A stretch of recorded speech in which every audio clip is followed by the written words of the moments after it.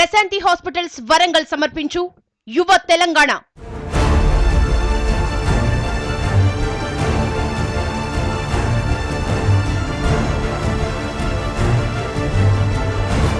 నమస్తే, welcome to యువ తెలంగాణ. నేను సంగప్ప. ఇప్పుడున్నటువంటి యువత ప్రధానంగా ఎదుర్కొంటున్నటువంటి సమస్య నిరుద్యోగం. ఈ జనరేషన్కి అన్ఎంప్లాయ్మెంట్, ఉపాధి అనేది పెద్ద ప్రాబ్లం. ఎన్ని డిగ్రీలు సంపాదించినా, ప్రొఫెషనల్ కోర్సు కంప్లీట్ చేసి పట్టా తీసుకొని రోడ్డు మీదకి వచ్చిన ఉద్యోగం మాత్రం వాళ్ళు సంపాదించుకోలేకపోతున్నారు. మరోవైపు అటు ఇండస్ట్రీ కూడా మాకు సరైనటువంటి స్కిల్డ్ మ్యాన్ పవర్ దొరకట్లేదన్నటువంటి అని ఆవేదించుతుంది. రెండు వైపులా గ్యాప్ ఉంది. ఈ గ్యాప్ని ఫుల్ఫిల్ చేయాలన్నటువంటి ఉద్దేశంతో యువత తర్వాత ఎక్స్పర్ట్స్తో ఈ యువ తెలంగాణ కార్యక్రమం పెట్టాం. ఈ కార్యక్రమంలో ఎక్స్పర్ట్స్గా న్యాక్ డైరెక్టర్ జనరల్ భిక్షపతి గారు, తెలంగాణ పారిశ్రామికవేత్తల సమాఖ్య సుధీర్ రెడ్డి గారు, బీసీ రావు గారు అడ్వైజర్ తెలంగాణ పారిశ్రామిక సమాఖ్య, తర్వాత డాక్టర్ మోహన్ రావు గారు వరంగల్, తర్వాత డాక్టర్ ప్రొఫెసర్ దినకర్ గారు ఎన్ఐటి వరంగల్, ఎం గోపాలరావు గారు చర్లపల్లి ఇండస్ట్రీస్, విద్యావేత్త విద్యాసాగర్ గారు మనతో ఉన్నారు. సో వీళ్ళతో అడిగి ఇప్పుడున్నటువంటి యువత డిగ్రీలు సంపాదించిన ఆ డిగ్రీ వాళ్ళకి ఎందుకు ఉపాధి ఇవ్వట్లేదు, వాళ్ళు చదువుకున్నటువంటి చదువు సరిపోవట్లేదా, వాళ్ళ చదువులో లోపం ఉందా, వాళ్ళు ఇంకేమైనా నేర్చుకోవాలా, దీనికి సంబంధించి ఎక్స్పర్ట్స్ గైడ్ చేస్తారు. దానికి సంబంధించి ఇక్కడ ఉన్నటువంటి యువత మీరు మీ డౌట్స్ని, మీ ఫ్యూచర్ ఏం చేయాలి దాని మీద మీరు ఎక్స్పర్ట్స్ని అడగవచ్చు, మీ డౌట్స్ తీర్చుకోవచ్చు. భిక్షపతి గారు, ఇప్పుడున్నటువంటి పరిస్థితుల్లో ఎందుకు, ఎక్కడ గ్యాప్ ఉంది, యువతకి ఈ ఉపాధికి ఎక్కడ గ్యాప్ ఉంది, న్యాక్గా మీరు చేస్తున్నటువంటి రోల్ని కొద్దిగా వివరించండి. ముందుగా నేషనల్ అకాడమీ ఆఫ్ కన్స్ట్రక్షన్ ఇది రాష్ట్ర ప్రభుత్వ సంస్థ, తెలంగాణ రాష్ట్ర ప్రభుత్వ సంస్థ. దీనికి చైర్మన్గా మన బిలవర్డ్ చీఫ్ మినిస్టర్ చంద్రశేఖరరావు గారు ఉన్నారు.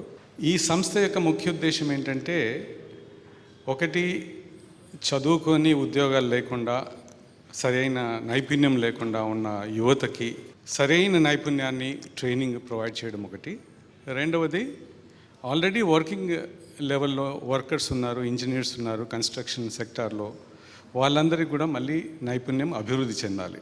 85% of the youth which are coming out the colleges skill అంటే ఇండస్ట్రీ ఫిట్గా లేరు. వాళ్ళు డైరెక్ట్గా జాబ్ ఇచ్చి మీరు ఈ పని చేయండి అని చెప్తే వాళ్ళు ఆ బాధ్యత తీసుకొని ఆ జాబ్ చేసేటట్టుగా లేరు. అదొక ప్రాబ్లం అవుతాయి. ఆల్రెడీ డిఫరెంట్ మ్యానుఫ్యాక్చరింగ్ సెక్టర్లో, కన్స్ట్రక్షన్ సెక్టర్లో ఉన్న వాళ్ళలో కూడా 15% మంది వరకే నైపుణ్యం, సరైన నైపుణ్యం ఉంది.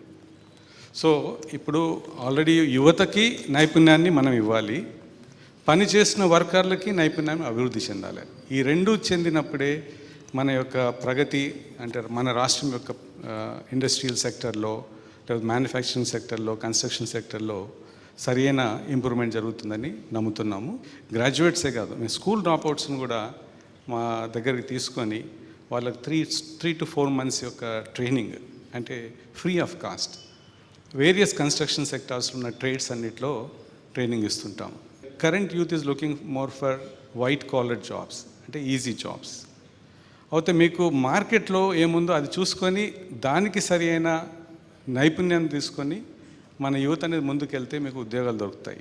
సుధీర్ రెడ్డి గారు, ఒక పారిశ్రామికవేత్తగా, పారిశ్రామికవేత్తల సమాఖ్య ప్రెసిడెంట్గా మీరు చెప్పండి, ఇండస్ట్రీ ఏమి ఎక్స్పెక్ట్ చేస్తుంది? కొత్త రాష్ట్రం ఏర్పడిన తర్వాత ఎన్నో ఆస్పిరేషన్స్తో యువత అంతా కూడా ఈ రాష్ట్రం వైపు ఎదురు చూస్తున్నారు. వారికి ఉపాధి అవకాశాల కోసం కానీ, వారికి ఆపర్చునిటీస్ కోసం కానీ ఎదురు చూస్తున్నటువంటి ఈ సమయంలో V6 ముందుకొచ్చి ఇలాంటి ప్రోగ్రామ్స్, ఒక సిరీస్ ఆఫ్ ప్రోగ్రామ్స్ కండక్ట్ చేయటం మనందరికీ కూడా అభినందనీయం. కాలేజీ నుంచి బయటకు వచ్చిన యువతకు స్కిల్ లెవెల్స్ సరైన లెవెల్లో లేకపోవడం వల్ల వారు ఇండస్ట్రీస్కి ఉపయోగపడే పరిస్థితి లేకుండా పోయింది. అంటే there is a gap between the industry requirements and the aspirations of the students. అయితే ఈ గ్యాప్ను ఫుల్ఫిల్ చేయాల్సిన అవసరం ఉంది. మీరు ఇండస్ట్రీకి సరిపోయే పద్ధతిలో మీ స్కిల్ లెవెల్స్ను పెంచుకోగలిగిన నాడు మాత్రమే మీకు ఉద్యోగ అవకాశాలు దొరుకుతుంటాయి. అందరు యువతకు కూడా ప్రభుత్వ ఉద్యోగాల వైపు చూడటం అనేది కూడా సరైన పద్ధతి కాదు. ఎందుకంటే ప్రభుత్వం ఓన్లీ లిమిటెడ్ ఆపర్చునిటీస్ మీకు ఇవ్వగలుగుతుంది. మిగతావన్నీ కూడా ఈ రోజు ఉన్నటువంటి పెద్ద ఎత్తున ఉన్నటువంటి ప్రైవేట్ సెక్టర్ మాత్రమే మీ అందరికీ సరిపోయిన అవకాశాలు కల్పించే అవకాశం ఉంది. దాంట్లో ముఖ్యంగా సర్వీస్ సెక్టర్ మేజర్గా మీకు అందరికీ ఉపాధి అవకాశాలు కల్పించే అవకాశం ఉంది. మీకున్నటువంటి స్కిల్ లెవెల్స్ని వెంటనే ఇంప్రూవ్ చేసుకోగలిగినట్టయితేనే ఈ పారిశ్రామిక రంగంలో మనము వారికి అకామిడేట్ చేసే అవకాశం ఉంది. దీనికి ప్రభుత్వం ఇచ్చేటువంటి సహకారం అయితేమి, న్యాక్ లాంటి సంస్థలు, అట్లానే మిగతా స్కూల్స్ చాలా ఉన్నాయి. వీటిలలో మీరు కనుక మీ నైపుణ్యాన్ని పెంచుకొని ముందుకు వచ్చినట్టయితే ఖచ్చితంగా there are lot of opportunities. BC Rao గారు, ఇక్కడ ఉన్నటువంటి యువతలో 10th క్లాస్ పూర్తి చేసిన వాళ్ళ నుంచి ఎంటెక్ పూర్తి చేసిన వాళ్ళు కూడా చాలామంది వచ్చారు ఇక్కడ.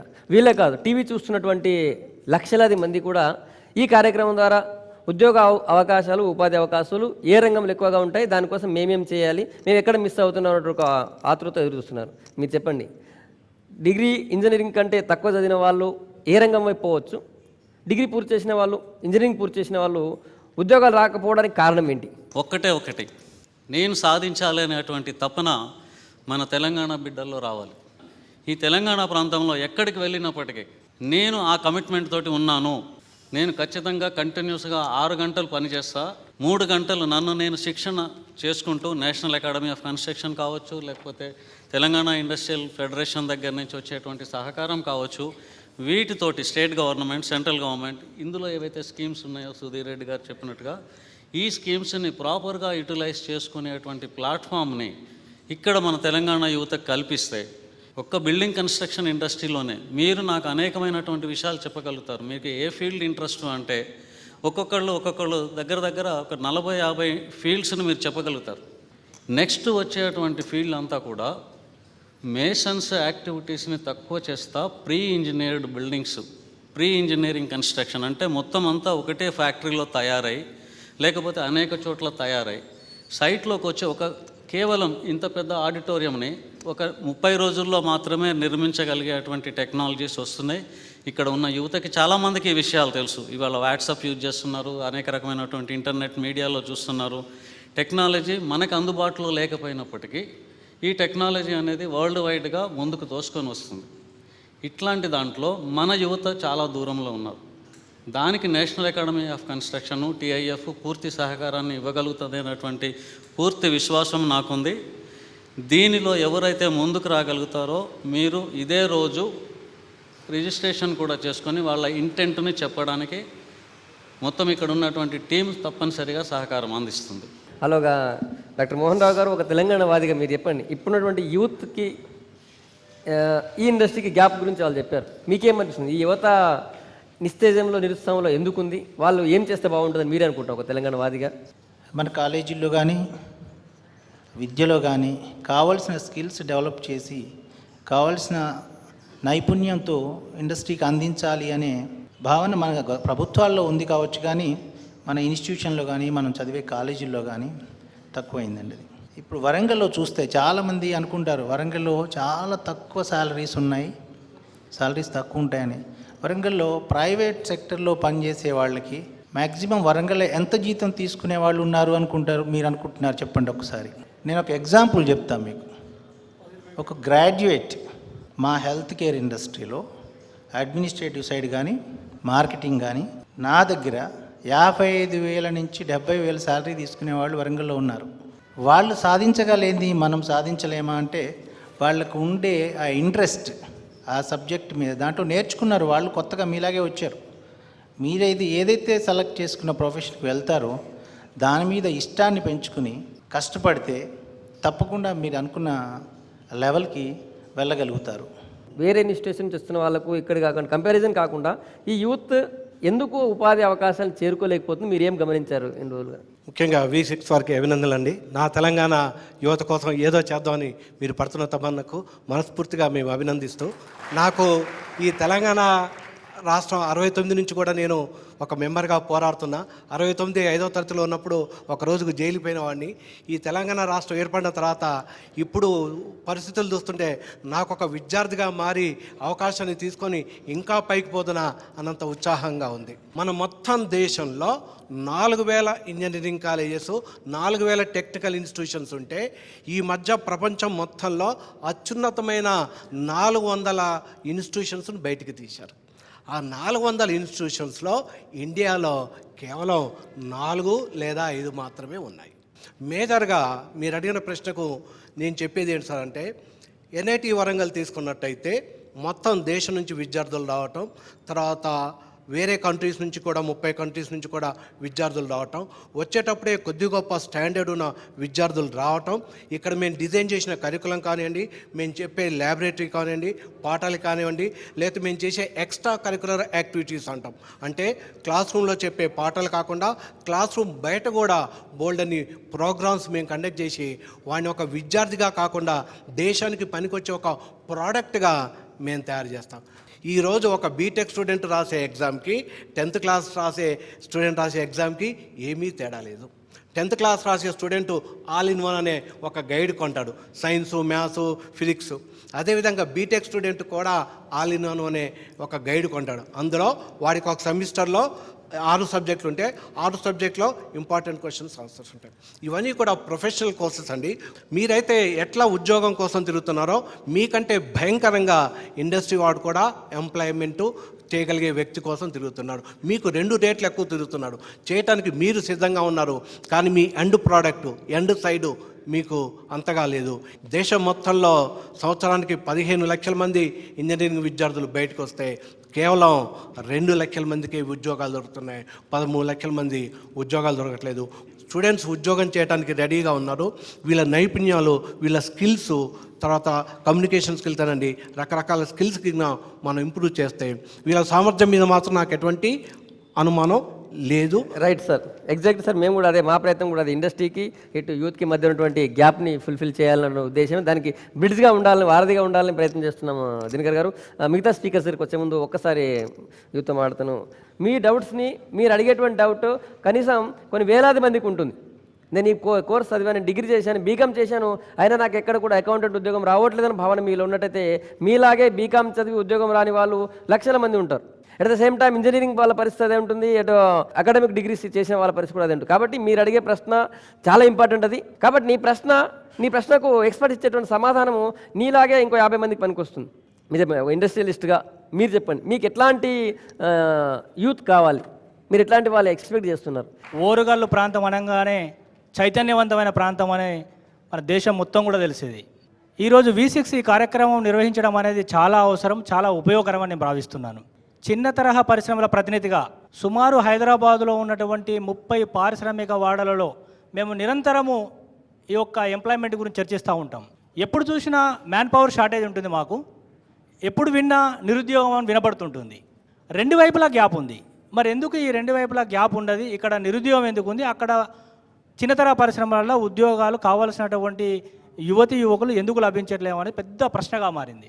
ఈ రెండింటి మధ్యలో గ్యాప్ను తగ్గించాలంటే మేము అనుకుంటున్నది ఏంటంటే, పరిశ్రమ వర్గాల నుంచి అనుకుంటున్నది ఏంటంటే, ఒకవైపు పరిశ్రమల యొక్క స్థితిగతులు మెరుగుపడాలి.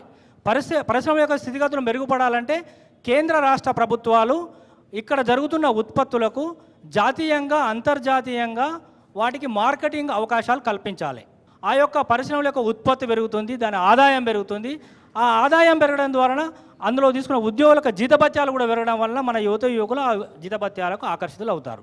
సెల్ ఫోన్ విప్లవం స్టార్ట్ అయ్యి ఈ టవర్స్ అవి వ్యాపారం పెరిగింది. రెండో వైపు సాఫ్ట్వేర్ రంగం కూడా అప్పుడే మొదలై ఈ BPOs అవి రావడం ద్వారా చాలామంది మనం చూస్తుంటాం. గ్రామీణ ప్రాంతంలో ఇంటర్మీడియట్ చదివిన వాళ్ళకు కూడా BPOలలో 20,000 జీతం ఇచ్చే పరిస్థితి ఆ రోజు ఉండేది. ఈరోజు BPOలు మూతపడ్డాయి. ఒక్కొక్క ఇండస్ట్రీలో 4 నుంచి 5,000 కంటే జీతం ఎక్కువ ఇచ్చే పరిస్థితుల చిన్నతర పరిశ్రమ లేదు. దానికి మన యువత సిద్ధంగా లేదు. అది వాళ్ళ తప్పు కాదు, యువత తప్పని నేను అనుకోవట్లేదు. యువతలో కూడా కొన్ని లోపాలు ఉన్నాయి. ఇటువంటి గడ్డు పరిస్థితుల్లో యువత కూడా వాళ్ళ లోపాలను సరిదిద్దుకొని ముందుకు వచ్చే అవకాశాలు ఉన్నాయి, కానీ వాళ్ళు వినియోగించుకోవట్లేదు. ఈరోజు టెక్నాలజీ విపరీతమైన వేగంగా మార్పు చెందుతుంది, రూపాంతరం చెందుతుంది. It is transferring like anything. కానీ సెల్ ఫోన్లో వచ్చే టెక్నాలజీని యువత అందిపుచ్చుకున్నంత అనుకూలంగా మిగతా బ్రతుకుదేరికి అవసరమైన టెక్నాలజీని యువత ఆ వైపు చూడట్లేదు. ఇది చాలా దురదృష్టకరమైన విషయం. ఇవాళ పారిశ్రామికవేత్తలు తయారవుతున్నారంటే కారణం కేవలం చిన్నతరహా పరిశ్రమలే. చిన్నతరహా పరిశ్రమలు కేవలం ఈ దేశానికి ఉపాధి ఇచ్చే పరిశ్రమలు మాత్రమే కాదు, పారిశ్రామికవేత్తలను తయారు చేసేటువంటి కేంద్రాలు కూడా అన్న విషయం యువత ఒకసారి గుర్తించాలి. యువతను ప్రోత్సహిస్తున్న ఇండస్ట్రీని పెట్టే విధంగా ఆ ఇండస్ట్రీ పెట్టుకోవడానికి కావాల్సిన నాలెడ్జ్ సంపాదించుకున్న వాళ్ళైతారు, తద్వారా ముందుకెళ్ళగలుగుతారని నేను ఈ సమావేశం ద్వారా యువకులకు చెప్పదలుచుకున్నాను.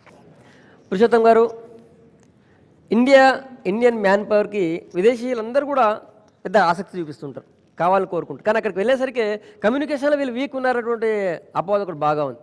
చాలామంది మన వాళ్ళు విదేశాలకు వెళ్ళాలనుకున్నా వాడికి అంత నైపుణ్యం ఉన్నా కూడా కమ్యూనికేట్ చేయడంలో ఇబ్బంది పడే పరిస్థితి మనం చూస్తుంటాం. దానికోసం ఇప్పుడున్నటువంటి యువత ఏం చేస్తే బాగుంటుంది, ఒక ఎక్స్పర్ట్గా మీరు చెప్పండి. అయితే నిరుద్యోగ సమస్య ఎవరిలో ఉంది, ఉద్యోగాలు వెంటనే ఎవరికి వస్తున్నాయి అనేది కాస్త మనం విశ్లేషించాల్సిన అవసరం ఉంది. మొదటి తరం విద్యార్థులు అంటే కూలీల పిల్లలు, రైతుల పిల్లలు, వర్కింగ్ క్లాస్ పిల్లలు ఎవరైతే బీఏ, బీకామ్, బీఎస్సీ, ఇంజనీరింగ్ చదువుతున్నారో వాళ్ళలో జనరల్గా నిరుద్యోగ సమస్య ఉంది. రెండవ కారణం ఏంటంటే భారతదేశంలో జనాభా సమస్య బాగా ఉంది కాబట్టి ఇక్కడ ఉద్యోగాలు లేవు అనే సమస్య ఒకటి ఉంది. మరి చైనాలో ఆ సమస్య లేదు. మనకంటే ఎక్కువ పాపులేషన్ ఉన్న చైనాలో చదువుకోగానే అందరికీ దాదాపు ఉద్యోగాలు వచ్చే అవకాశం అక్కడ కనిపిస్తుంది. ఇక్కడ బేసిక్ విద్యలోనే ఏదో లోపం ఉన్నట్టుగా మనకి కనిపిస్తుంది. ఈ మొదటి తరం విద్యార్థులకు కాన్ఫిడెన్స్ లెవెల్ చాలా తక్కువగా ఉంటాయి. వాళ్ళలో సబ్జెక్ట్ నాలెడ్జ్ బాగా ఉన్నప్పటికీ మనం పర్ఫామ్ చేయలేమేమో, మనం ఇంటర్వ్యూ చేయలేమేమో అనే కాన్ఫిడెన్స్ లేకపోవడం వలన వాళ్ళు చాలా అనేక అవకాశాలు కోల్పోతున్నట్టుగా మనకు కనిపిస్తుంది. దానికి ప్రధాన కారణం మన విద్యా వ్యవస్థనే చెప్పుకోవాలి, కానీ విద్యార్థుల్లో లోపాలు ఉన్నట్టుగా మనం అనుకోకూడదు.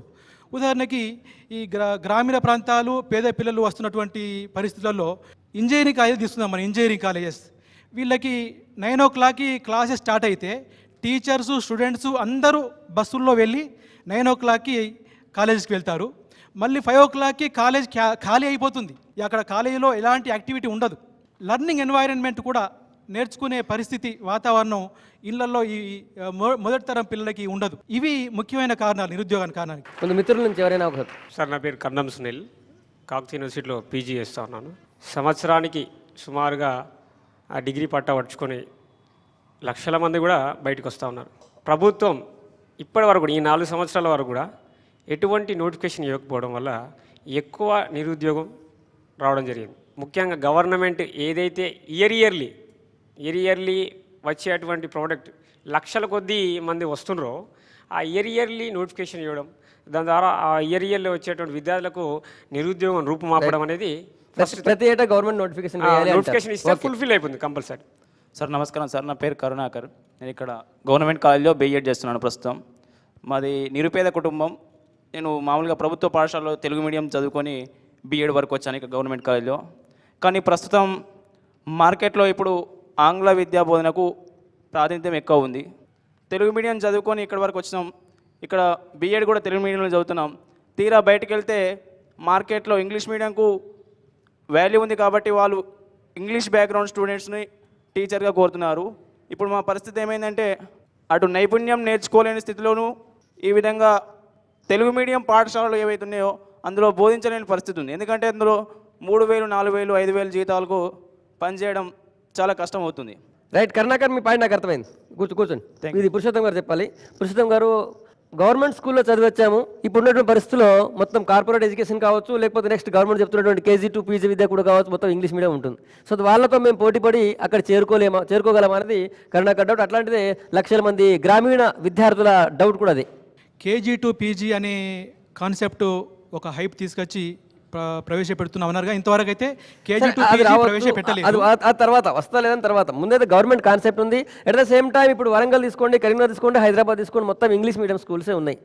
ఇప్పుడున్నటువంటి ఈ జనరేషన్ కర్ణాకర్ లాంటి వాళ్ళు చాలా మంది తెలుగు మీడియం నుంచి వచ్చారు. సో ఆ ప్రైవేట్ కార్పొరేట్ ఇంగ్లీష్ మీడియం స్కూల్లో ఆయన పని చేయాలంటే ఏం చేయాలి?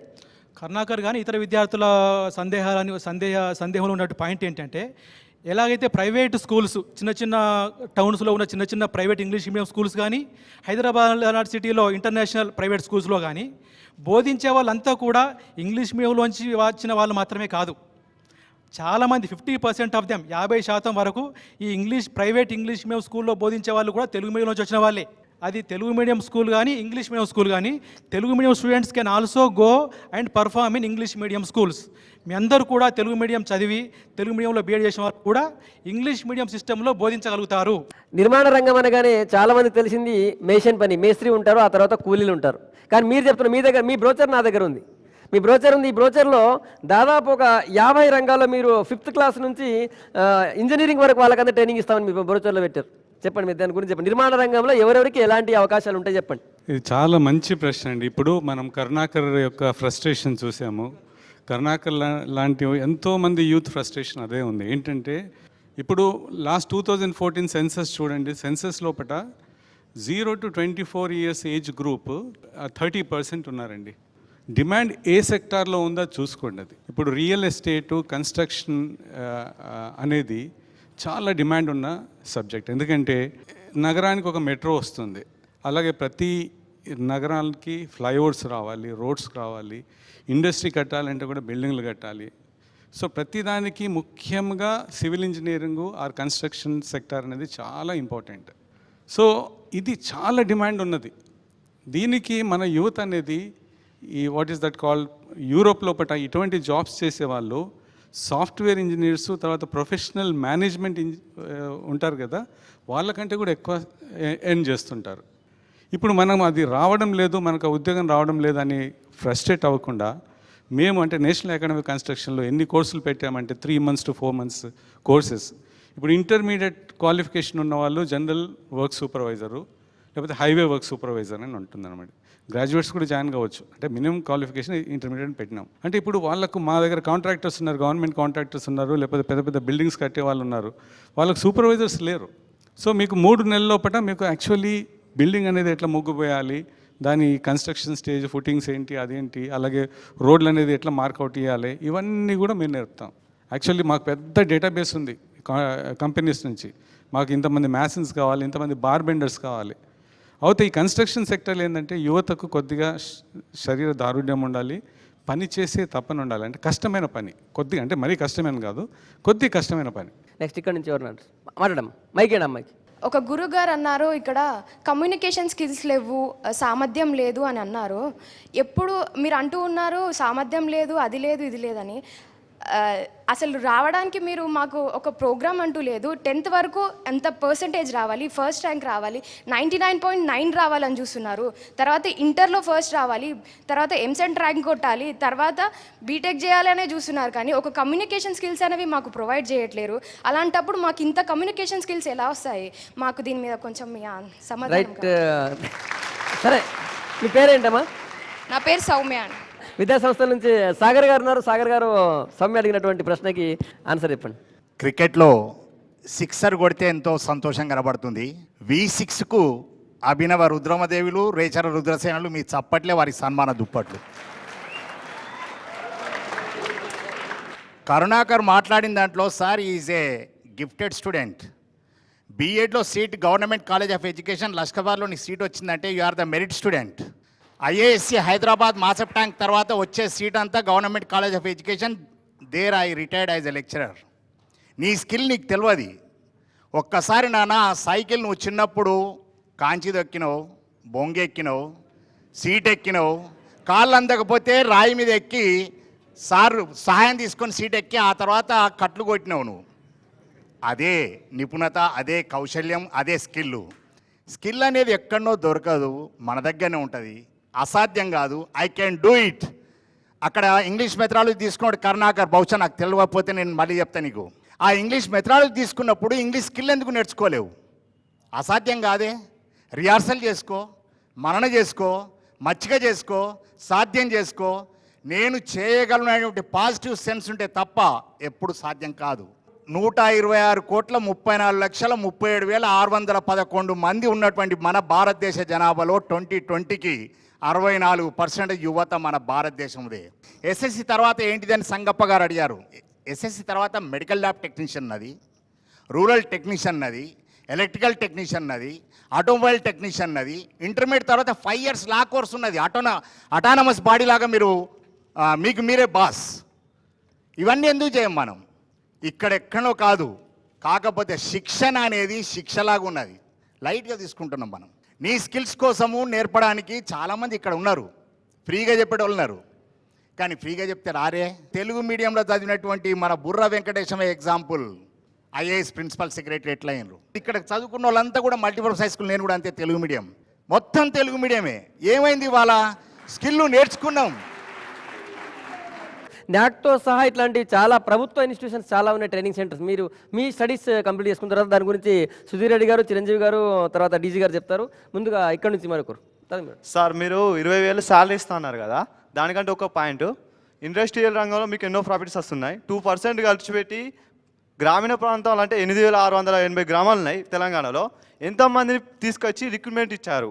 20,000 శాలరీ ఇస్తే వాళ్ళు ఏం సరిపోతుంది సార్? 15 సంవత్సరాలు 17 సంవత్సరాలు చదువుకున్న వారు 20,000 శాలరీ ఇస్తే వాళ్ళకి అలవెన్స్ అని రెంట్లు అని ఏమి కట్టుకుని ఏమొస్తున్నారు? గ్రామీణ ప్రాంతాల నుంచి వెళ్ళి రావడానికి ఏమన్నా ప్రయత్నం చేస్తారా? అది మెయిన్ పాయింట్. మెయిన్గా ఒక 1 year ట్రైనింగ్ ఇవ్వండి, వాళ్ళకి స్కిల్స్ ఎందుకు రావు? కంప్యూటర్ స్కిల్స్ ఎందుకు లేవు? రైట్. అర్థమైంది. కూర్చోండి సార్. భిక్షపతి గారు, కుమారస్వామి ఎంత ధైర్యంగా అడుగుతున్నాడు. ఇన్ఫీరియారిటీ కాంప్లెక్స్ ఉందా? లేదు. సో ఇన్ఫీరియారిటీ కాంప్లెక్స్ అనేది మనలో ఎవరికీ లేదండి. మనం ఏమనుకుంటామంటే మనకంటే వాళ్ళు కొద్దిగా బెటర్ ఉన్నారేమో అని సైకలాజికల్గా ఎవరికైనా ఉంటుంది. నేను 55 years అయినా కానీ నేను అనుకుంటూనే ఉంటా ఇంకా నాకంటే బెటర్గా ఇవ్వడం పర్ఫామ్ చేస్తున్నాడు. ప్రతి ట్రైనింగ్ ఎక్స్క్లూజివ్లీ కమ్యూనికేషన్ స్కిల్స్ ఇవ్వడానికి కమ్యూనికేషన్ అన్ని రంగాల్లో మేసన్ అయినా, కార్పెంటర్ అయినా, లేకపోతే ప్లంబర్ అయినా కానీ క్లయింట్తో మాట్లాడాలి, కాంట్రాక్టర్తో మాట్లాడాలి. సో వాళ్ళకు కూడా కమ్యూనికేషన్ స్కిల్స్, ఎథిక్స్, జీవితాన్ని ఎంత మంచిగా మనం ప్రశాంతంగా హాయిగా నడుపుకోవాలనేటి ఇవన్నీ కూడా నేర్పుతున్నాం. It's a part of the trainings అండి. ఓకే మళ్ళీ వస్తాను మిత్రులు మాట్లాడు. ఇవాళ తెలంగాణ రాష్ట్రంలోనే కాదు, పక్క రాష్ట్రంలో ఆంధ్రప్రదేశ్లో కూడా నిరుద్యోగ సమస్య ప్రధానంగా మానవ వనరులను తగ్గించి సాంకేతిక పరంగా ఇవాళ యాంత్రీకరణ జీవన విధానంలో ఇవాళ అనేక మార్పులు, దాదాపుగా అసలు ఊహించరాని మార్పులు రావడం వల్ల ఇవాళ మరీ ముఖ్యంగా నిరుద్యోగ సమస్య చాలా ఎక్కువైంది. 1970s 80sలో తెలుగు భాషనే ఎక్కువగా అసలుగా మనం తెలుగులోనే ఉండాలి, తెలుగులోనే చేయాలని చెప్పి అప్పుడు ఉద్యమాలు జరిగినాయి. ఇప్పుడు చూస్తే 2015కి వచ్చినాక ఆంగ్ల భాష లేకపోతే నువ్వు అవుట్, గెట్ అవుట్ అని చెప్పి ఎల్లగొట్టే పరిస్థితి. గతంలో తెలుగే కంపల్సరీ, తెలుగులోనే బోధించాలి, తెలుగులోనే రాష్ట్ర ప్రభుత్వం కానీ ఆయా రాష్ట్రాలు ఆయా భాషలలోనే పరిపాలన కొనసాగించాలని చెప్పి చేశారు. దానికి పూర్తిగా కూడా రైట్ సుధాకర్ గారు, థ్యాంక్ యూ.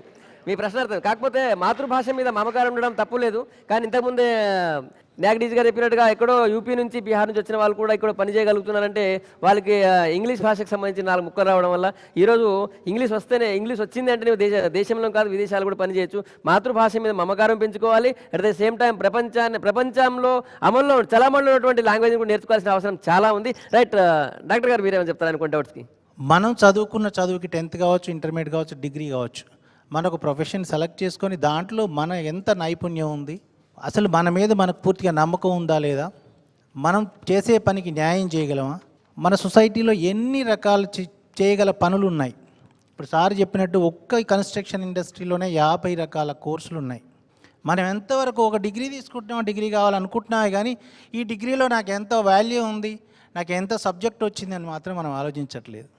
వీలైనంత వరకు ఏం చేస్తే మనం మంచి పైకి రాగలం, సంపాదించగలం అనుకొని మనకు అందుబాటులో ఉన్న ఏ ప్రొఫెషన్ బాగుంది అనేది సెలెక్ట్ చేసుకోండి, డిగ్రీ సంపాదించండి. Good evening sir and good evening one and all. Sir నా పేరు మమత, నాది ఇంటర్ అయిపోయింది. పార్ట్ ఫైండర్లో టీటీసీ కోచింగ్ తీసుకుంటున్నాను. రీసెంట్గా ఎంసెట్ ఎగ్జామ్కి అప్లై చేశాను.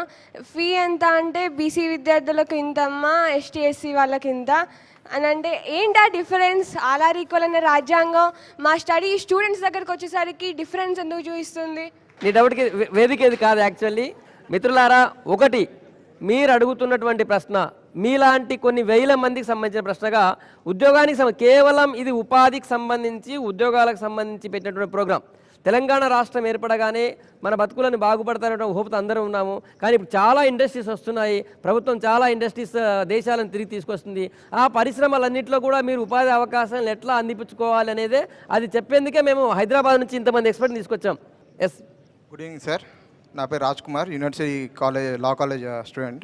మంచి విద్యా కళాశాలకు వెళ్తే మంచిగా నేర్చుకుంటాడు. చెడుగా అంటే ఏం చెప్పాను మీ కళాశాలకు వెళ్తే అసలు ఏం నేర్చుకోకుండా వస్తాడు. ఇక్కడ ఉన్న ముచ్చట ఏంటంటే ఎంప్లాయ్మెంట్కి స్టూడెంట్స్కి మిడిల్లో స్కిల్స్ ఆర్ మిస్సింగ్. ఈ ఇంజనీరింగ్ కళాశాలలో నైపుణ్యత లేదు. ఇంజనీరింగ్ కళాశాలలో ఆ స్టాండర్డ్ సబ్ స్టాండర్డ్గా ఉన్నాయి. ఖచ్చితంగా ఇవాళ ఉన్నటువంటి ఇంజనీరింగ్ కాలేజీల్లో నుంచి వచ్చే వ్యక్తులు దాదాపుగా 85% of the students coming out of the engineering colleges of the state or not suitable for employable లేరు. దీనికి ప్రభుత్వం కూడా బాధ్యత వహించాల్సిన అవసరం ఉన్నది. ప్లానింగ్ లోపం కూడా ఉంది. ప్రతి ఒక్క విద్యార్థి 3 సంవత్సరాలు పాలిటెక్నిక్ కానీ 4 సంవత్సరాలు ఇంజనీరింగ్ కానీ కంప్లీట్ చేసిన తర్వాత డైరెక్ట్గా బయటికి రావటం వల్ల వాళ్ళకు ఇండస్ట్రీ వైపు ఎక్స్పోజర్ లేకపోవడం వల్ల ఇండస్ట్రీలో ఉన్న టెక్నాలజీ పట్ల కానీ ఇండస్ట్రీ వాతావరణం పట్ల కానీ ఎక్స్పోజర్ లేకపోవడం వల్ల ఇబ్బందులు ఫేస్ అవుతున్నారు. మీరు ఇస్తున్నటువంటి సూచనలు ప్రభుత్వం ఇటు ఇంజనీరింగ్ కాలేజ్ యజమానులు కూడా తీసుకుంటాయి. నెక్స్ట్ దినకర్ గారి దగ్గరికి వచ్చే ముందు ఇంకొకరితో మాట్లాడదాం. ఎన్ఐటి లాంటి ఇన్స్టిట్యూషను ఇక్కడ వేరే ప్రైవేట్ కాలేజెస్ ఉన్నాయి, బిల్డింగ్స్ బ్రహ్మాండంగా కనపడుతున్నాయి, లోపల చెప్పేవాళ్ళు లేరు, దానికి మీ సలహా ఏంటిదని వాళ్ళు అడిగినారు. కానీ ఆయనకు సరైన సమాధానం రాలేదు. ఎవరైతే సోకాళ్ళు కార్పొరేట్ కాలేజెస్ ఉన్నాయో విద్యార్థుల భవిష్యత్తును అంధకారంలో నట్టేసి వీళ్లకు 10% మార్కులు రాని వాడిని తీసుకుని వచ్చి ఒక ఇంజనీరింగ్ పట్టా చేతిలో పెట్టి వాళ్ళని ఏం గమ్మని చెప్పి మీరు కాలేజీలు బయటికి పంపుతున్నాయి. ఈ పట్టాలు తీసుకుని వీళ్ళు పోయి కనీసం రైలు పట్టాల మీద వండుకోవడానికి తప్ప ఈ పట్టాలు దేనికి పనికిరావు. కమ్యూనికేషన్ స్కిల్స్ అనేది ఇంగ్లీష్ కాదు, భాషలో కూడా చెప్పొచ్చు. చిన్నపిల్లలు పుట్టిన పిల్ల కూడా వాని కమ్యూనికేట్ చేస్తుంది, పాలకు కావాలంటే లొలిపెట్టి చేస్తుంది. ఆ కమ్యూనికేషన్ స్కిల్స్ మనందరిలో జెనెటిక్గా పుట్టినప్పుడే వస్తాయి. ఆ కమ్యూనికేషన్ స్కిల్స్ని డెవలప్ చేసే సిస్టమ్ అనేది మన దగ్గర డెవలప్ అయి ఉన్నదా లేదా అనేది పెద్దలు ఆలోచించాలి. నెంబర్ 1. రెండోది ఏంటిదంటే ఈ యూత్ ఎటుపోతున్నది, ఏమవుతుంది, రేపు పొద్దున ఏం కాబోతుంది, ఈ దేశ భవిష్యత్తు ఏమవుతుంది అనేది మనం కోట్ల రూపాయలు ప్రభుత్వానికి కట్టేటువంటి ఈ ట్యాక్సుల ద్వారా వచ్చిన డబ్బుల్ని రియంబర్స్మెంట్ పేరుతోని కార్పొరేట్ శక్తులు కలెక్ట్ చేసుకుని మింగి కూర్చుని ఎవడిపోతే వాళ్ళ దగ్గరికి మేమేదో దేశానికి బ్రహ్మాండమైనటువంటి సహాయం చేసినామని చెప్పుకునే పరిస్థితి ఉంటే రేపొద్దున ఈ యువ భారత్ ఏమవుతుంది, భారతదేశాన్ని తగలబెట్టుకునే పరిస్థితి తప్ప మన కమ్యూనికేషన్స్ ఎటు పోవు. మన దగ్గర పిల్లల్లో చాలామంది ఆర్టిస్టులు ఉన్నారు, చాలామంది డాన్సర్స్ ఉన్నారు, చాలామంది కమ్యూనికేట్ చేయగలిగిన వారు ఉన్నారు. వాళ్ళు అడిగిన ప్రశ్నకు మనం కరెక్ట్ సమాధానం. ఒకటి నేను మిమ్మల్ని అడుగుతా, మీరు కూర్చోకండి, మీరు ఉండండి. ఒక సీనియర్ ఆఫీసర్గా చాలామంది డౌట్స్ ఉన్నాయి. మీరు అదే ప్రశ్నకు మీరేం చెప్తారు చెప్పండి. ప్రస్తుతం ఉన్నటువంటి క్వాలిటీ ఎడ్యుకేషన్ ఇయ్యలేనటువంటి కాలేజ్ మొత్తం కూడా గోడౌన్లుగా తయారు చేయాలా. మన స్కిల్స్కి తగ్గట్టు ప్రతి ఒక్కడు కూడా నేను ఇంజనీర్ని కావాలా, ప్రతి ఒక్కడు కూడా నేను డాక్టర్నే కావాలా, ప్రతి ఒక్కడు నేను ఇండస్ట్రియలిస్ట్నే కావాలా, ప్రతి ఒక్కడు నేను ఇంకోటి కావాలా అనేది కాకుండా కమ్యూనికేషన్ స్కిల్స్ని మీ డెవలప్మెంట్ ప్రకారం ఒకడు బ్రహ్మాండంగా వాడగలుగుతాడు, ఒకడు బ్రహ్మాండంగా ఆడగలుగుతాడు, ఒకడు బ్రహ్మాండంగా రాయగలుగుతాడు. ఆ స్కిల్స్ని మీరు ఎక్స్ప్రెస్ చేసి మీ పేరెంట్స్కి చెప్పి వాటి మీద ఇంట్రెస్ట్ ఎక్కువ చూపించగలిగిన రోజున ఆ క్వాలిటీ టీచర్ ఎవడైతున్నాడో ఆ క్వాలిటీ టీచర్ మిమ్మల్ని లీడ్ చేసే పరిస్థితి రానంత వరకు ఈ క్వాలిటీ ఎడ్యుకేషన్ సిస్టమ్ ఖరాబ్ అవుతుంది. మీరు చెప్పండి సార్, ఇప్పుడున్నటువంటి జనరేషన్లో ఒక ఇండస్ట్రియలిస్ట్గా మీరు ఎట్లాంటి మ్యాన్ పవర్ని ఎక్స్పెక్ట్ చేస్తున్నారు? ఇప్పుడు ఉన్న యువతలో వాళ్ళ స్కిల్స్ను ఏదైతే వాళ్ళు కోర్స్ చేస్తుంటారో దానిలోనే నైపుణ్యత సంపాదించాలి. నెక్స్ట్ ఇప్పుడు మా ఇండస్ట్రీస్లో అకౌంటెంట్స్ లేరు, అకౌంటెంట్స్ కావాలి. ఇప్పుడు మా దగ్గర చెర్లపల్లిలో మా ఇండస్ట్రీస్కి 50 మంది ఇండస్ట్రియలిస్టులకు ఒక అకౌంటెంట్స్ కావాలి. ఆ నైపుణ్యత ఉన్న విద్యార్థులు ఎవరు కూడా లేరు. దాని గురించి మీరు మీ యొక్క భవిష్యత్తును మీ యొక్క బీకామ్ ఎంకామ్ చేసిన వాళ్ళు అకౌంటెంట్స్ మంచిగా చదివి స్కిల్డ్ సంపాదించి మీ యొక్క ఏదైతే కోర్సు చదువుతున్నారో దాన్ని మీరు నైపుణ్యత సంపాదించి మీరు ఇండస్ట్రీస్కి రావచ్చు. రైట్, నిజమే అని చెప్పింది కరెక్టే. Right, okay sir, thank you. మాట్లాడండి. నా పేరు సంతోష్ సార్, కాకతీయ యూనివర్సిటీలో సివిల్ ఇంజనీరింగ్ చేస్తున్నాను. సార్, ఇంతవరకు మనం డిస్కస్ చేసిన దాంట్లో ఉద్యోగాలు ఎందుకు రావటం లేదంటే కమ్యూనికేషన్ స్కిల్స్ అండ్ ఆ ఉద్యోగానికి కావాల్సిన స్కిల్స్ లేవు అని చెప్తున్నారు సార్. నిరుద్యోగ యువతలో 70% గ్రామీణ యువత ఉన్నారు సార్. ఆ గ్రామీణ యువత ఎక్కడ చదువుకుంటున్నారంటే గవర్నమెంట్ ఇన్స్టిట్యూషన్స్లో, గవర్నమెంట్ స్కూల్స్లలో చదువుకొని వస్తున్నారు. ఆ ఉద్యోగానికి కావాల్సిన స్కిల్స్ లేవంటే ఆ గ్రామీణ యువత నిరుద్యోగంగా ఉందంటే వాట్ ఈజ్ రీజన్? ఆ స్కూల్స్లలో, ఆ గవర్నమెంట్ ఇన్స్టిట్యూషన్లో కావాల్సిన స్కిల్స్ నేర్పించట్లేదు అని. సంతోష్, నీ ప్రశ్న అర్థమైంది. ఇంతకుముందు ఒకరు ఆల్రెడీ అడిగారు దానికి సంబంధించి. ఓకే, మీ పేరేం చెప్పండి. సార్, నా పేరు Ramdas sir, arts college journaling చేస్తాను. ప్రధానంగా నిరుద్యోగంగా ఉండడానికి కారణం ఏంటంటే ఫస్ట్ ఆఫ్ ఆల్ లంచం సార్. ఎందుకనగా బడా పెట్టుబడిదారులు పారిశ్రామికవేత్తలు స్థాపించడానికి ముందుకు వస్తే ఒక గ్రామ పంచాయతీలో కానీ లేకుంటే మున్సిపల్ కార్పొరేషన్ కానీ అటెండర్ కాంచి పై అధికారులకు లంచం కోసం ఆశిస్తారు సార్. రైట్, మీ పేరేమన్నా? నా పేరు రామదాస్ సార్. రామదాస్, 1 మినిట్ కూర్చో. సుధీర్ రెడ్డి గారు, మీరు ఇండస్ట్రియలిస్టు, ఆయన సూటి ప్రశ్న అడిగాడు. మీ కాలేజీ నుంచి బయటకు వచ్చిన తర్వాత మీకు ఏదైతే గ్యాప్ మనం ఇప్పుడు అనుకుంటున్నాం, మనం అందరం డిస్కస్ చేస్తున్నప్పుడు దేర్ ఇస్ ఏ గ్యాప్ అనుకుంటున్నాం. ఇండస్ట్రీకి మీకు మధ్యన కొంత గ్యాప్ ఉన్నది. ఎస్సీ ఎస్టీ యువతకు, లేడీస్కి, ఇక్కడ చాలామంది లేడీస్ ఉన్నారు, లేడీస్కి 35% సబ్సిడీ ఇస్తుంది గవర్నమెంట్. ఈ 35% సబ్సిడీని మీరు ఏ రకంగా అందుకోగలుగుతారు? మీరు ఏ రంగంలో చిన్న కుటీర పరిశ్రమ ఒక 20 లక్షలతోనూ ఒక 30 లక్షలతోనూ ఒక 2-3 కలిసి చిన్న కుటీర పరిశ్రమ పెట్టుకునే అవకాశం ఉంది. అలాంటి కుటీర పరిశ్రమలకు ప్రభుత్వం వైపు నుంచి దాదాపుగా 35% సబ్సిడీ, అంటే మీరు పెట్టే 20 లక్షల్లో దాదాపుగా 7 లక్షల రూపాయలు ప్రభుత్వం మీకు గ్రాంట్ రూపంలో ఇస్తుంది. నాన్ రిఫండబుల్, అంటే మీరు మళ్ళీ పే చేయాల్సిన అవసరం లేదు. చిర్ర రాజ్ కుమార్, కాకతీయ యూనివర్సిటీ. సార్ నాది ఐటీఐ ఫిట్టర్ అయిపోయింది, నేను బిహెచ్ఎల్లో కూడా అప్రెంటిస్ చేసిన. సో నేను వరంగల్లా కంపెనీ పెడదాం అనుకుంటున్నా. సో దాని గురించి ఏ విధంగా చేయాలో దాన్ని కొంచెం వివరించండి సార్. అందరికీ నమస్కారం సార్. నా పేరు doctor Ellaiah Pasula. Public administration department నుంచి డాక్టరేట్ తీసుకున్నాను 2012 సంవత్సరంలో. నా వయస్సు 49 సంవత్సరాలు.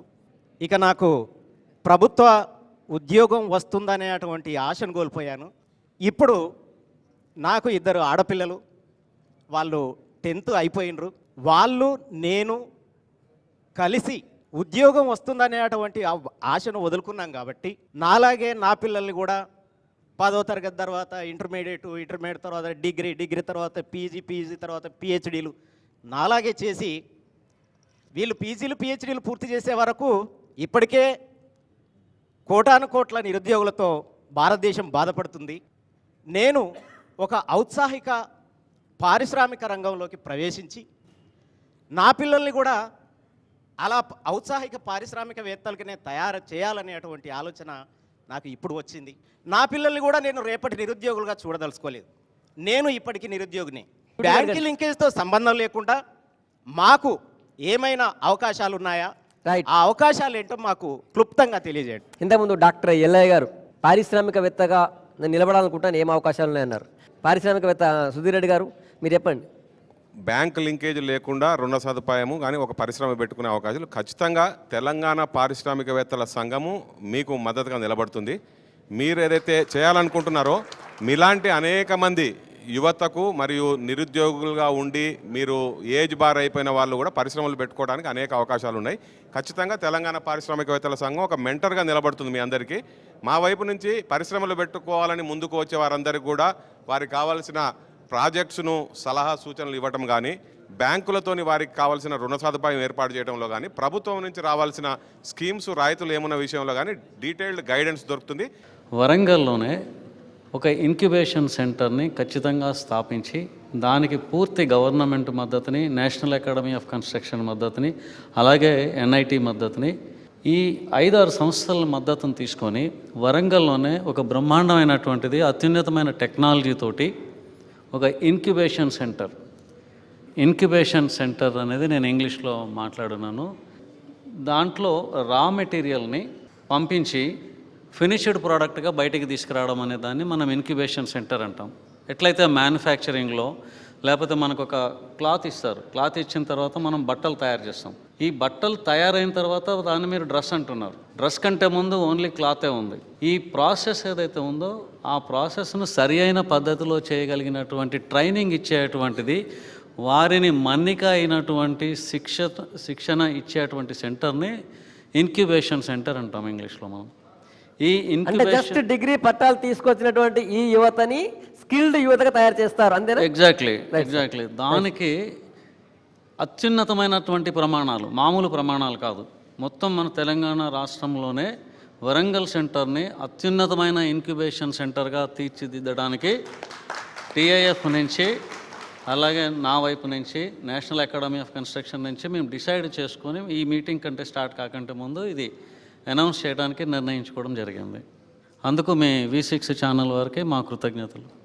ప్రతి దృశ్యం ప్రజల పక్షంగా, జనం మాటే వారి బాటగా తెలంగాణ సాధనలోనే కాదు బంగారు తెలంగాణ పునర్నిర్మాణంలో కూడా నిర్విరామంగా కృషి చేస్తున్న V6 వారికి, ఇక్కడికి వచ్చిన ప్రతి ఒక్కరికి నా ఉద్యమాభివందనాలు తెలియజేసుకుంటూ, నా పేరు Challa Amarender Reddy, Kakatiya university college of ఇంజనీరింగ్లో ఫైనల్ ఇయర్ ఈసీ చదువుతున్నా.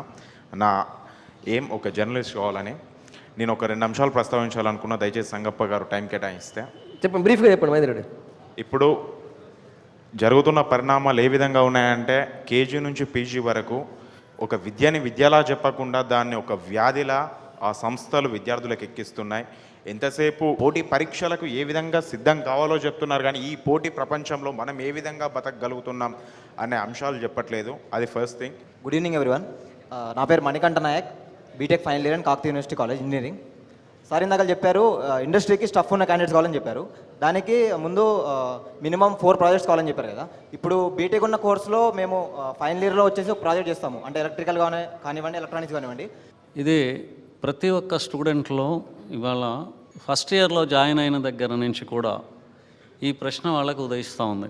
నేను చేసేటువంటి ప్రాజెక్ట్ ఇంజనీరింగ్లో నేను చేస్తున్నటువంటి ప్రాజెక్ట్కి నాకు ఏ రకమైనటువంటి సంబంధం లేకుండా, ఇన్వాల్వ్మెంట్ లేకుండా నేను ఒక ప్రాజెక్ట్ చేస్తున్నానని ఒక 1 minute మీతోటి ఒకటి శాంపుల్ చేస్తాను.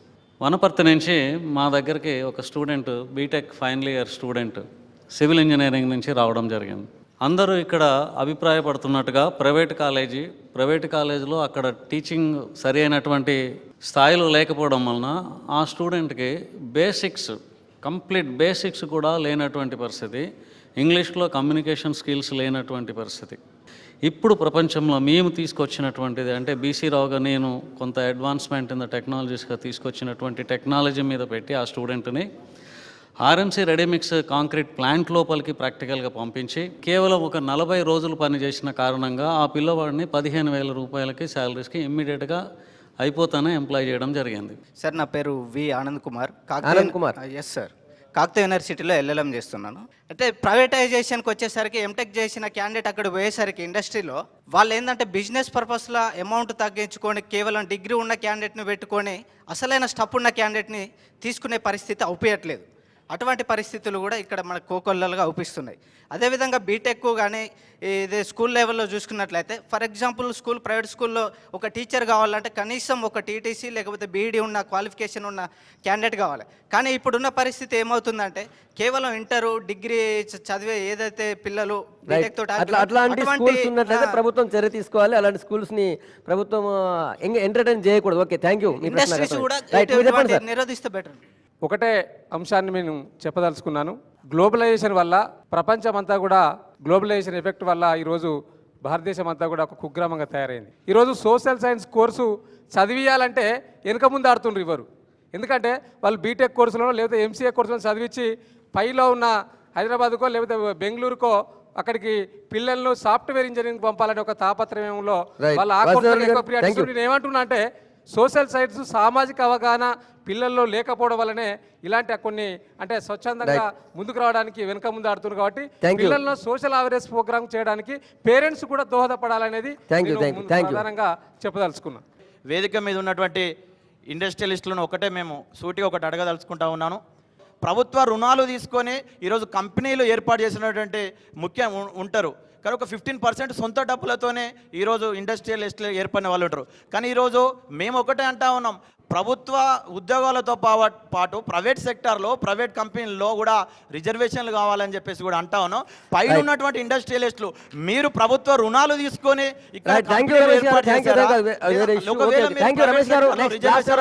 మీరు ఏం చెప్తారన్నది.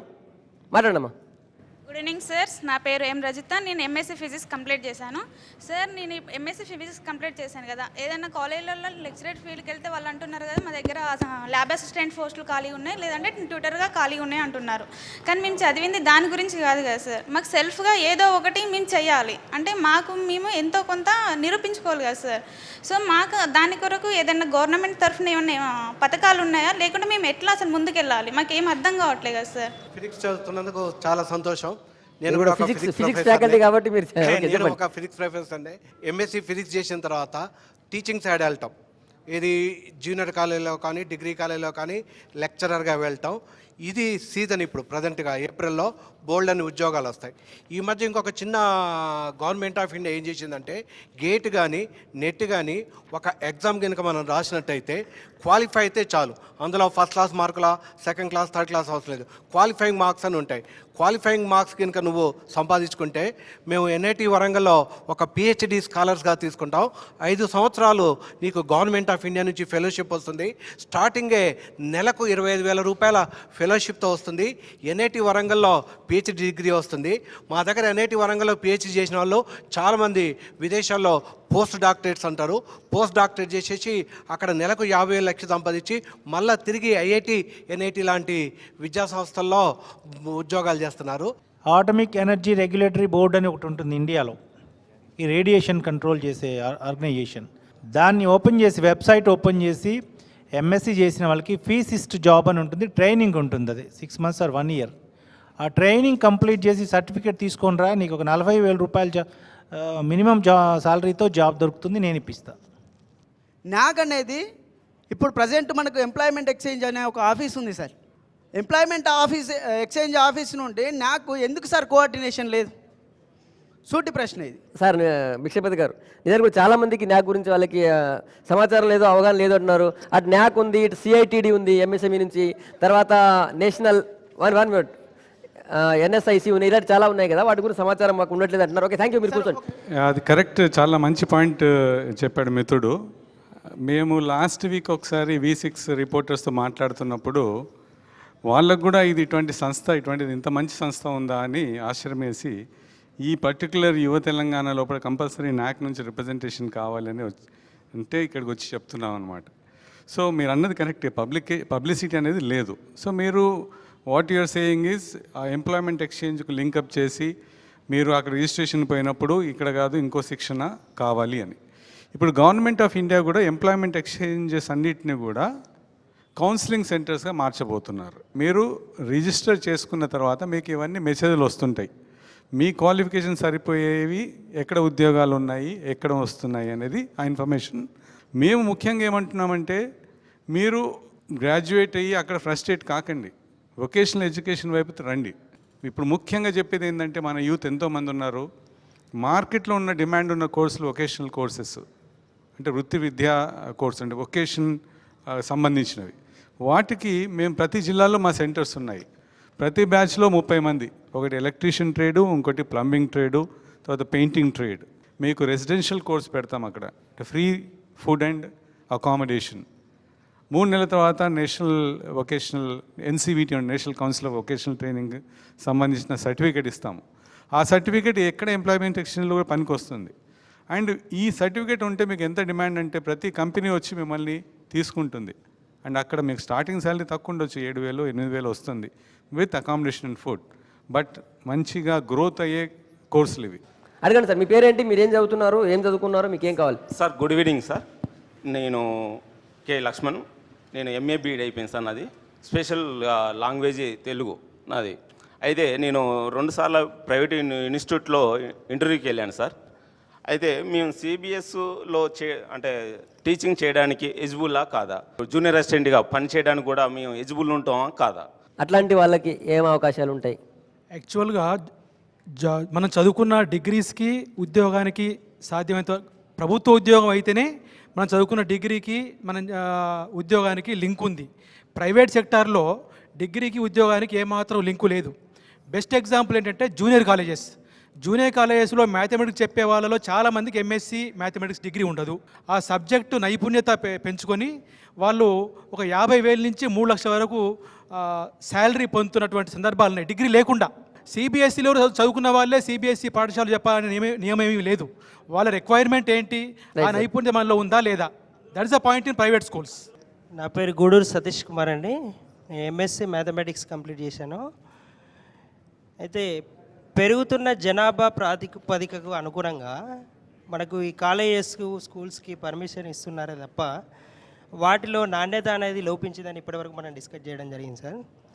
అయితే ఎంతసేపు మనము ఇది ఇంజనీరింగు తర్వాత దీనికి సంబంధించి మాట్లాడుకుంటున్నాం, కానీ మిగతా రంగాలకు సంబంధించి ఎవరు కూడా అది చేస్తలేరు. ఎవరెవరైతే విద్యార్థులు ఏ రంగాలలో నిష్ణాతులు అయి ఉన్నారో వారికి అనుగుణంగా ఆయా రంగాలను మనము ఎంచుకొని ఆ వేలో కనుక మనం వెళ్ళినట్లయితే కంపల్సరీ సక్సెస్ అవుతాం. మాట్లాడి. గుడ్ ఈవినింగ్ సార్, నా పేరు సాయికృష్ణ. ఇంటర్ అయిపోయింది సార్. నేను ఇంటర్లో ఇప్పుడు ఎంసెట్ రాయాలా, మరి TTC కోచింగ్ తీసుకోవాలా. నాకు కెమిస్ట్రీ అంటే ఇంట్రెస్ట్ సార్. MSc కెమిస్ట్రీకి అప్లై చేశాను. మరి MSc కెమిస్ట్రీ కూడా ప్రిపేర్ అవుతున్నాను. మరి ఎంసెట్ ద్వారా రాస్తే బీటెక్ అంటే ఇప్పుడు బీటెక్ చాలా చేసిన వాళ్ళే రోడ్డు మీద తిరుగుతున్నారు కదా. ఇప్పుడు టీటీసీ అంటే 2 ఇయర్స్లో కోర్స్ చేసి మళ్ళీ టెట్ పడితే రాసుకొని దానివల్ల జాబ్ పొందొచ్చా, లేకుంటే ఇప్పుడు ఇప్పుడు నా ఏజ్ 18 కదా సార్, 23 వరకు నేను సెటిల్ అవ్వాలని అనుకుంటాను సార్. నేను ఏం చేయాలి సార్? 3 ఏళ్లలో నాకు ఉద్యోగం కావాలి, ఏం చేయమంటారు చెప్పండి, అదే ప్రశ్న. బీటెక్ చేసిన వాడు రోడ్డు మీద తిరుగుతున్నాడు.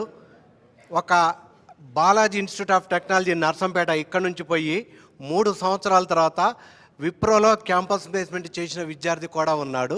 అదే బీట్స్లో రోడ్డు మీద తిరుగుతున్నవాడు ఉన్నాడు. దురదృష్టవశాత్తు మనందరం గమనించాలి, ఇదేదో నా ప్రాబ్లం, మీకు ఆన్సర్, మీ ప్రాబ్లం, నేను ఆన్సర్ కాదు. నేను ఆల్ ఇండియా మొత్తం తిరుగుతున్నాను ఎన్ఐటీలో ఉన్నందుకు. చాలా చోట్ల ఇంజనీరింగ్ కాలేజెస్ లేవు, చాలా చోట్ల మెడికల్ కాలేజెస్ లేవు. ఈరోజు తెలంగాణ, ఆంధ్రప్రదేశ్ 2 రాష్ట్రాలు కూడా 2 కోర్సులకు పరిమితమైపోయినాయి. ఒకటి బీటెక్, ఒకటి ఎంబీబీఎస్. ఒకటి సార్, ఒక పుస్తకం రాసుకుంటే 10 లక్షలు వస్తాయి, ఒక పెయింటింగ్ చేసుకుంటే 10 లక్షలు వస్తాయి. ఒక ఐఐటి విద్యార్థి ఉద్యోగాన్ని మానేసి టీ అమ్ముకొని నెలకు ₹1 కోటి సంపాదిస్తున్నాడు. మనసుకు నచ్చిన ఫీల్డ్లో ఉద్యోగాలు దేశవ్యాప్తంగా, ప్రపంచవ్యాప్తంగా ఉన్నాయి. నెహ్రూ నాయక్ ఏం చదువుకున్నాను? నేను ఎంఏ బీఏ కంప్లీట్ అయిపోయింది. నేను సేవారంగంలో పనిచేయదలుచుకున్నాను. సేవారంగంలో రాజకీయమే కావచ్చు, ఇతరత్ర కారణాలు కావచ్చు. యువత వారి యొక్క నైపుణ్యాన్ని తగిన రీతిలో అవకాశం వినియోగించుకుంటే తప్పకుండా రాణిస్తుందని. Wonderful, right right, thank you. మీరు చెప్పండి. చదువుకున్న ప్రతి వారికి ప్రభుత్వ ఉద్యోగం రావడం అంటే చాలా కష్టతరమైనటువంటి విషయం. హైదరాబాద్ నుంచి వరంగల్ వరకు పారిశ్రామిక కారిడార్గా చేయాలని చెప్పేసి ప్రకటన చేసిన తర్వాత మహిళలు కానీ, చదువుకున్న మహిళలు కానీ, చదువుకున్నటువంటి యువకులు కానీ ఎలాంటి పరిశ్రమలు పెడితే మనకు మార్కెట్లో అవకాశం దొరుకుతుంది, అదేవిధంగా ఎలాంటి ప్రొడక్షన్ చేస్తే మార్కెట్లో లాభాలు నష్టాలు, లాభాల దిశలో ఏ విధంగా పయనిస్తామో, ఎంతమందికి మనం ఉద్యోగ అవకాశాలు ఇస్తారని చెప్పి చాలా కన్ఫ్యూజ్లో ఉన్నారు. ఏ ప్రాంతంలో ఎలాంటి పరిశ్రమలు పెడితే ఉపాధి పెరుగుతుంది, ఆ పరిశ్రమలకు అవకాశం ఉంటుంది, అది కూడా చర్చ మళ్ళీ పెడదాం. నెక్స్ట్ ఇంకెవరు మాట్లాడు, చెప్పమ్మా. My name is grace Angel sir. I'm from Pathfinder college. I'm coming to the TTC coaching sir. అక్కడ మేము ఇంటర్ కంప్లీట్ అయిపోయి టీటీసీ కోచింగ్ తీసుకుంటున్నాం. మాతో పాటు డిగ్రీ కంప్లీట్ అయిన వాళ్ళు, బీటెక్ కంప్లీట్ అయిన వాళ్ళు కూడా కోచింగ్ తీసుకుంటున్నారు. అట్లాంటప్పుడు వాళ్ళకు మాకంటే ఎక్కువ నాలెడ్జ్ ఉంటుంది. ఆ టైంలో మేము ఎగ్జామ్ రాస్తాం, వాళ్ళు ఎగ్జామ్ రాస్తారు. వాళ్ళ నాలెడ్జ్ తోటి వాళ్ళు రాసేస్తే వాళ్ళకే జాబ్స్ వస్తాయి. అప్పుడు మా పరిస్థితి ఏంటి? ఇంటర్ తర్వాత టీటీసీ చేస్తే వాళ్ళకి ఎక్కువ నాలెడ్జ్ ఉన్నదని నువ్వు ఎట్లా తూకం వేస్తున్నావు? నీకు నువ్వు నిరుత్సాహపడకు. ఆయన కంటే నేను చేయగలుగుతా, బేరీజ్ వేయగలుగుతా. ఎంటెక్ స్టూడెంట్ కంటే నేను పాలిటెక్నిక్ చేసిన వాడిని అంతకంటే ఎక్కువ చేయగలుగుతా. ఏది డిగ్రీ అక్కర్లేదు, సార్ చెప్పే కోర్సులో చేసుకొని 30,000 40,000 పొందేటువంటి అవకాశం ఉన్నది.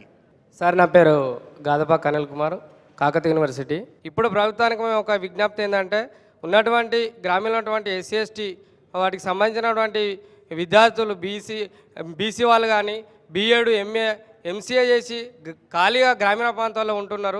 వారికి ఉపాధి, నైపుణ్యటువంటి విద్యార్థికి ఉపాధి కల్పించాలని, అది మా కేసీఆర్ ప్రభుత్వం మీద పూర్తి నమ్మకం ఉంది. కాబట్టి దయచేసి దీన్ని V6 ద్వారా మేము విజ్ఞప్తి చేస్తున్నాం. Thank you Anil Kumar, thank you. Final last. Hello, నా పేరు చిరంజీవి అండి. నేను ప్రైవేట్ లెక్చరర్ను. సమాజానికి తెలియని అనేక సంస్థలు ఉన్నాయి సార్ ప్రజలకు.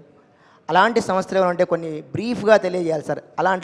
అలాంటి వాటికి విద్యార్హత ఏంటి, అందులో ఎలాంటి ఉద్యోగాలు వస్తాయి, వాటి వల్ల నిరుద్యోగం ఎలాంటి ఉపాధి కలుగుతుంది అనేది కొంచెం బ్రీఫ్గా తెలియజేయడానికి కోరుతున్నాను సార్. నా పేరు Nampally Ramesh, university arts and science కాలేజ్లో జర్నలిజం కోర్సు చేస్తున్నాను సార్. అయితే ఈ నిరుద్యోగ వ్యవస్థలో అందరూ కూడా యువత అనేవాళ్ళు గవర్నమెంట్ జాబ్కే ఎందుకు ప్రిఫరెన్స్ ఇస్తున్నారంటే, అక్కడ సెక్యూరిటీ అనేది ఒకటి ఉంది. పలానా గవర్నమెంట్ జాబ్ చేస్తే నాకు చేసిన తర్వాత రిటైర్ అయిన తర్వాత ఒక సెక్యూరిటీ అనేది ఉన్నది. ప్రైవేట్ జాబ్ చేస్తే సెక్యూరిటీ ఎలాంటిది కూడా లేదు. ఆ ప్రైవేట్ జాబ్ నేను చేయడం వల్ల నాకు సెక్యూరిటీ అనేది కల్పిస్తే దాని పరంగా ఎక్కువ ఆసక్తి చూపి ఈ ఇండస్ట్రియల్ దాంట్లో కూడా యువత పాల్గొంటారని నేను భావిస్తాను. మీరు గవర్నమెంట్ ఉద్యోగంలో ఇచ్చినట్టు పెన్షన్స్ రాకపోవచ్చు జీవితాంతము, కానీ మీరు ప్రైవేట్ ఉద్యోగంలో ఉన్నంతసేపు కూడా గవర్నమెంట్ కల్పిస్తున్నటువంటి ఈఎస్ఐ, పిఎఫ్, గ్రాట్యుటీ ఇట్లాంటి సౌకర్యాలన్నీ కూడా ప్రైవేట్ సంస్థలకు కూడా వర్తిస్తాయి. మీరు ఆ ప్రైవేట్ సంస్థల్లో పనిచేసే వాళ్ళందరూ కూడా మీరు ఎండ్ ఆఫ్ ది లైఫ్, మీరు ఏదైతే రిటైర్మెంట్ అయిన తర్వాత మీకు కావాల్సినటువంటి బేసిక్ రిక్వైర్మెంట్ ఫుల్ఫిల్ చేసుకోవడానికి అవకాశం ఉంది.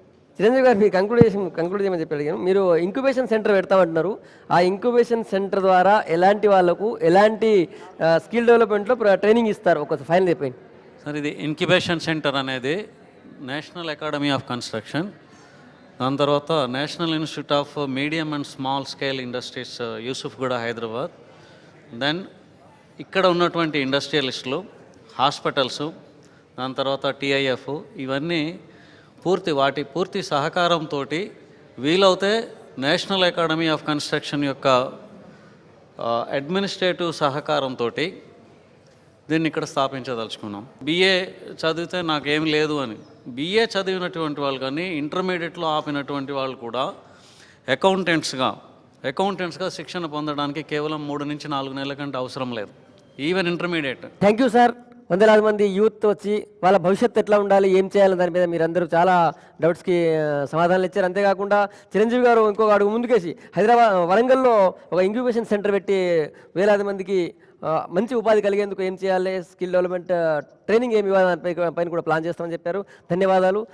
ఈ ప్రోగ్రాంలో పాల్గొన్నటువంటి యువత అందరికీ కూడా ధన్యవాదాలు. ఇది వరంగల్లో యువ తెలంగాణ. Stay tuned.